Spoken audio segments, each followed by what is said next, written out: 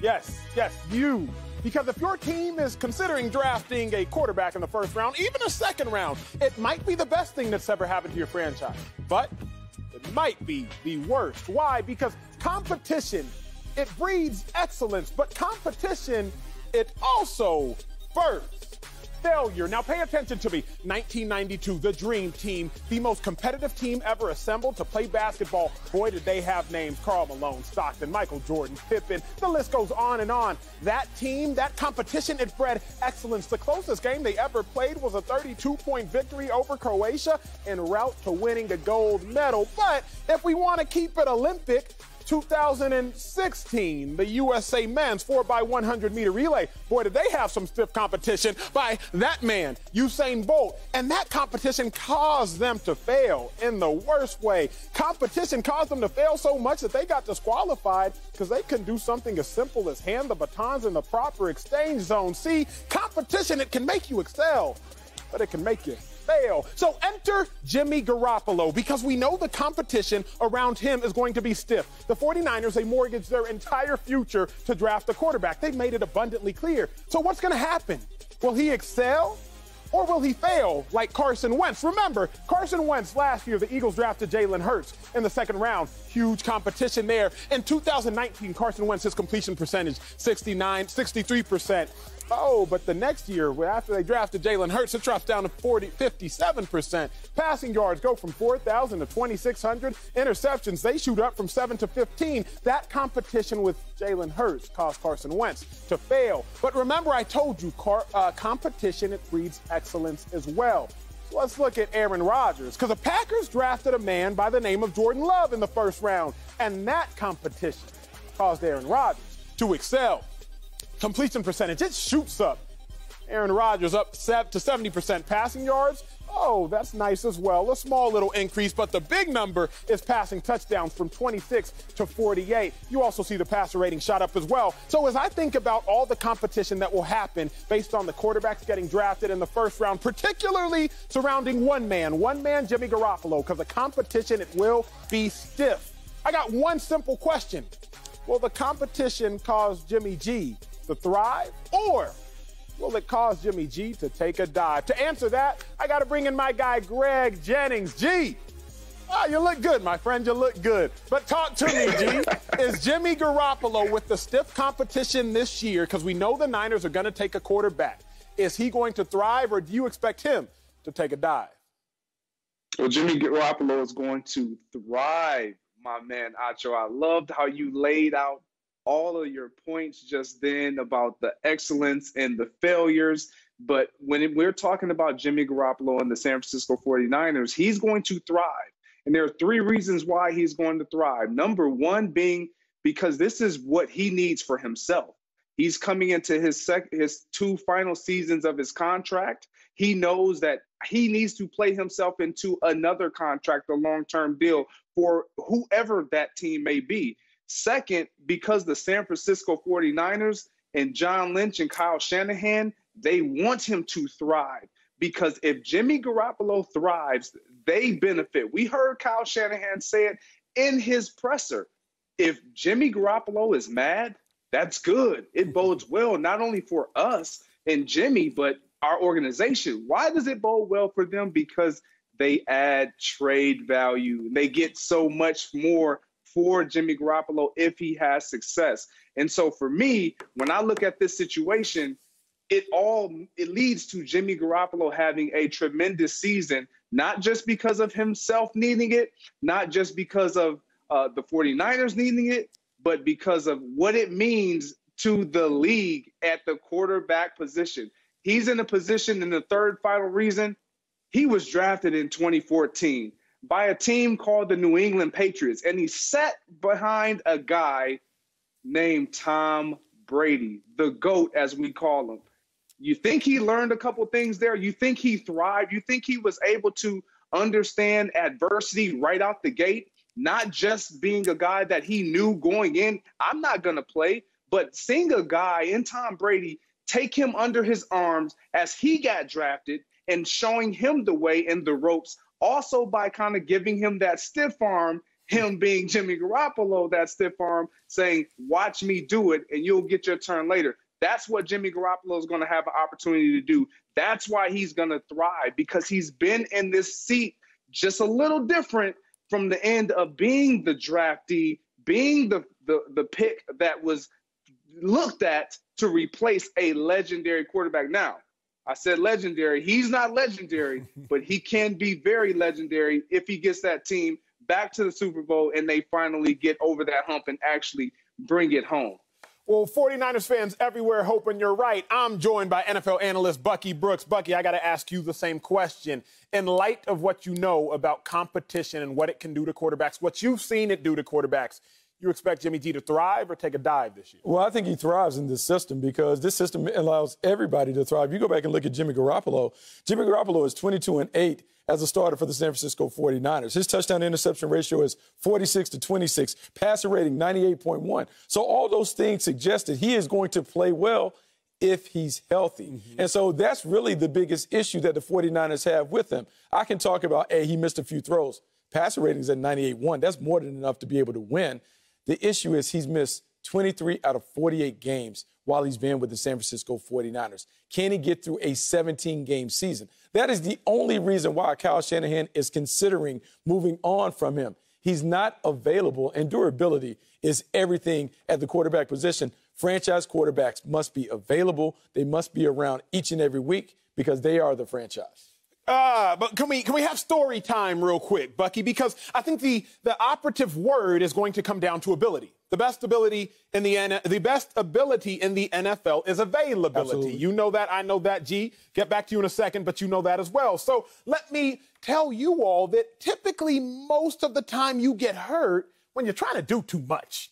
When I got hurt all of my career, primarily, I was trying to do too much. I'll take you back 2012 Combine. I come out with the likes of Andrew Luck and Russell Wilson and all those dudes. I'm trying to run a 40 because I knew Bucky. If I ran a 4.5, I'd probably be like a second-round pick. Yeah. But if your boy ran like a 4.7, he'd probably be a 6th-round pick. I'm running a 40-yard dash. It's my second attempt. I'm running. All of a sudden, I hear boom, boom, boom. I think it's my heels clicking. So I keep trying to push through. Next thing you know, I grab at my quad. I tore my quad off the bone. See, the competition of the Combine, it caused me to do so much so that I got hurt. I think Jimmy G, someone who already has a propensity to be hurt, that might happen again. Y'all saw me at the beginning of the show. Opening monologue, I mentioned the 4x100-meter team at Rio. Bucky, you're a huge track and field fan. 4x100-meter team, they're trying to keep up with Jamaica because Usain Bolt runs for Jamaica. Oh, yeah. Fastest man in the world. I told y'all they got disqualified, but what I didn't tell y'all was that the anchor leg for the USA, the person that had to directly run against Usain Bolt, he got carted out of the stadium with inflamed Achilles. Why? Because when you're trying to do too much, sometimes you get hurt. Jimmy G's already been hurt, Bucky. I'm just not convinced that he will thrive because, yes, he thrives when he's healthy, but what about his career tells you that he can stay healthy, specifically when there's somebody on his tail? I mean, now that's the thing. He hasn't been available. That's been the biggest knock on him. His injury history is one that prevents you from really going all in. But I will say this, and let's just bank on it, because he understands what is at hand right now. He knows that I have to get this done. If I don't get this done, I'm out of here. And so the one way I can keep the young quarterback off my heels is by being on the field and making it happen. Now, you talk about doing too much because we all can suffer from doing too much. But I think this is a situation where Jimmy Garoppolo's experience and his maturity could help him.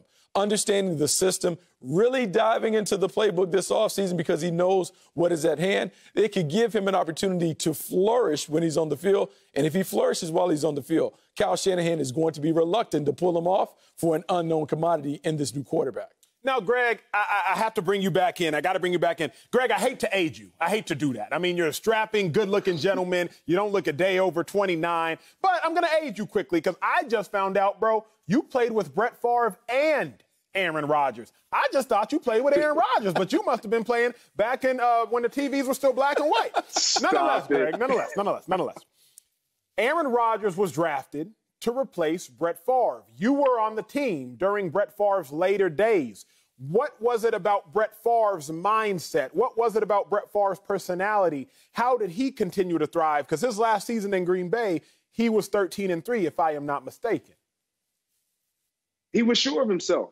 He knew exactly who he was. And I think to Bucky's point, you have to understand what's at hand. And it's not so much that he's trying to play to remain a 49er.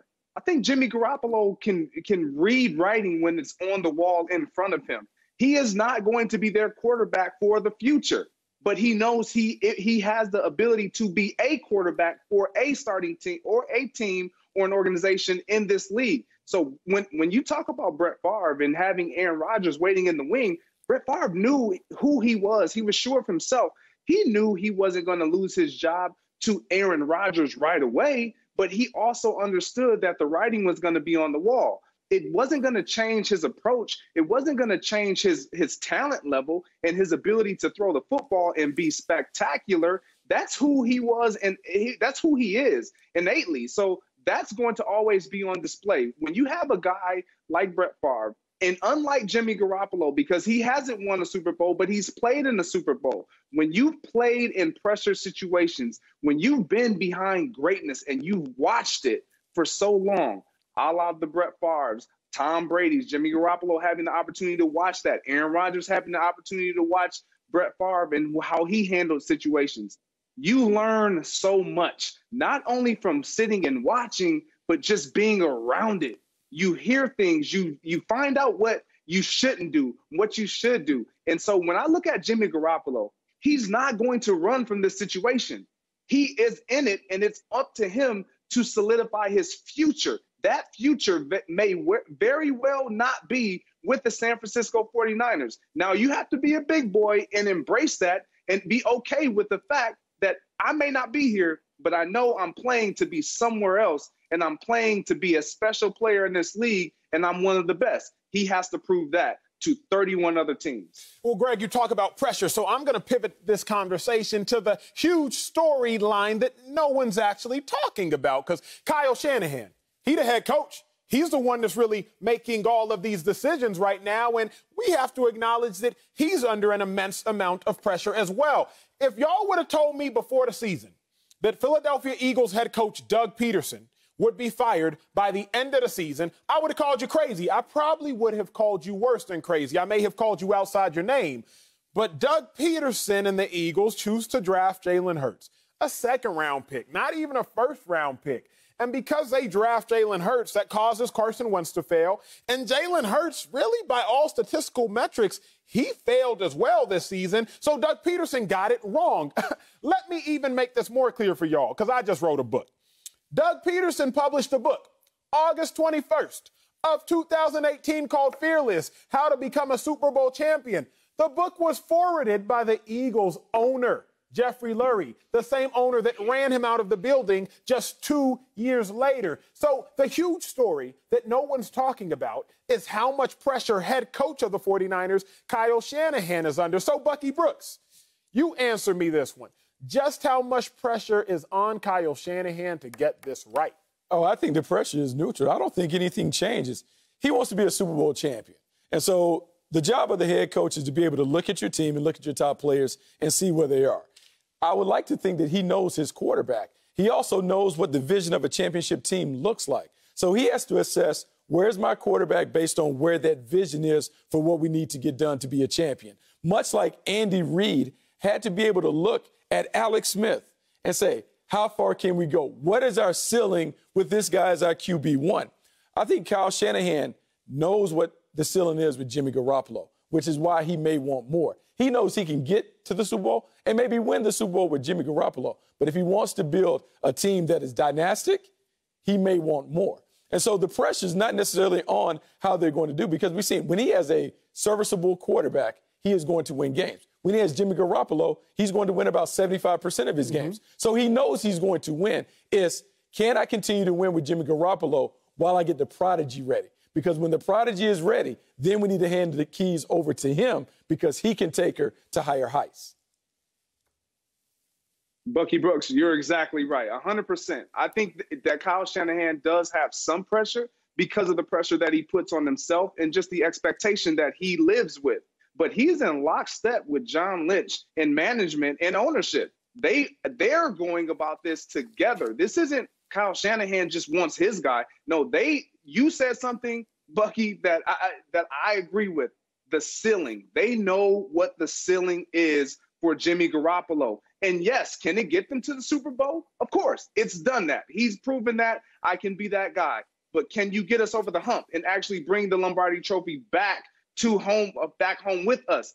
That has yet to be proven. So with that, a quarterback and a head coach, who is your offensive coordinator, they need to be on one accord. I don't think that you see that with Jimmy Garoppolo and Kyle Shanahan all the time because he lacks the availability.